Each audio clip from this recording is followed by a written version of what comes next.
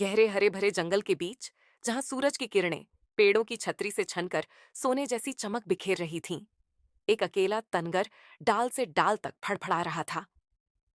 उसकी चमकदार पंखुड़ियां गहरे लाल, गहरे नीले और चमकीले पीले रंगों की हरे जंगल की पृष्ठभूमि में अलग ही चमक रही थीं। लेकिन उसकी सुंदरता के बावजूद उसका हृदय भारी था। टिको, जैसा कि उसके परिवार वाले उसे बुलाते थे, एक तितली का पीछा करते करते अपने घर से बहुत दूर निकल आया था। ये खेल उसे घने जंगल के अंदर ले आया, जहां वह पहले कभी नहीं गया था। अब वह एक मजबूत पेड़ की डाल पर बैठा था। उसका नन्हा सीना ऊपर नीचे हो रहा था और उसकी आंखों में गहरा अकेलापन था। जंगल पक्षियों की चहचहाहट और सरसराते पत्तों से गूंज रहा था, लेकिन कोई भी आवाज जानी पहचानी नहीं थी। टिको ने अपनी आंखें बंद कर लीं और अपने सुनहरे दिनों को याद करने लगा। उसे अपनी माँ की मीठी चहचहाहट सुनाई दी, जो हर शाम उसे सुलाने के लिए गाती थी।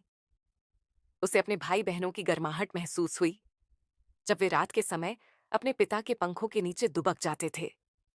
उसे सुबह सुबह मीठे फलों की दावत, धूप में उड़ने के खेल और बारिश की वो हल्की बूंदें याद आईं, जो पत्तों को मोतियों की तरह चमका देती थीं।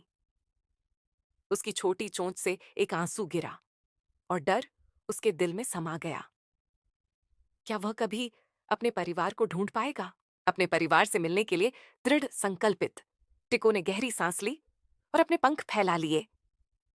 वह जंगल में उड़ने लगा, अपनी मीठी मधुर आवाज में पुकारने लगा, इस उम्मीद में कि कोई उसे पहचान लेगा। विशाल पेड़ उसके ऊपर छाए हुए थे, उनकी मोटी शाखाएं आकाश में फैली हुई थीं। जंगल बहुत बड़ा था, लेकिन उसने हार मानने से इनकार कर दिया। उड़ते उड़ते एक बुद्धिमान बूढ़ा तोता, जिसका नाम पाको था, उसकी उदास पुकार सुन सका।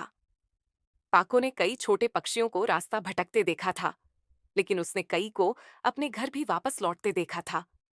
दयालु हृदय से वह नीचे उतरा और टिको के पास बैठ गया। क्या तुम खो गए हो छोटे? पाको ने गर्मजोशी से पूछा। टिको ने सिर हिलाया, उसकी आंखों में आशा झलक रही थी। मुझे अपने परिवार को ढूंढना है, मैं उन्हें बहुत याद कर रहा हूं। पाको मुस्कुराया। मेरे साथ आओ। फिर अचानक एक जानी पहचानी आवाज उसके कानों में पड़ी, वही मधुर गान जिसे केवल उसकी मां ही गा सकती थी। उसका दिल खुशी से उछल पड़ा। वह तेजी से आगे बढ़ा और वहां सुनहरी धूप से भरे एक खुले मैदान में उसका परिवार खड़ा था। उसकी मां, उसके पिता और उसके भाई बहन आश्चर्य से उसे देखने लगे। फिर उनकी आंखों में खुशी के आंसू आ गए। टिको, उन्होंने एक साथ पुकारा। उनकी आवाजें खुशी से कांप रही थीं। टिको अपनी मां की गर्म बाहों में समा गया। वह प्रेम महसूस कर सकता था, जिसने उसे कभी नहीं छोड़ा था, यहां तक कि उसके सबसे अंधेरे पलों में भी। उसके भाई बहन उत्साह से चहचहाने लगे, उसे प्यार से सहलाने लगे और उसके पिता की आंखें गर्व से चमक उठीं। स्वागत है मेरे बेटे, उसके पिता ने धीरे से कहा। उनकी आवाज भावनाओं से भरी हुई थी। टिको का हृदय खुशी से भर गया। वह खो गया था, लेकिन उसे कभी भुलाया नहीं गया था।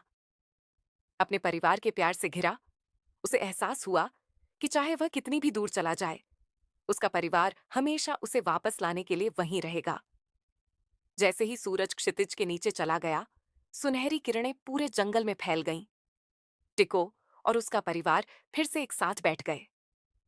रात भर उनकी चहचहाहट प्रेम और आनंद से भरी रही। ये एक गीत था, घर का, परिवार का और उस तनगर का, जिसने अपना रास्ता फिर से पा लिया था।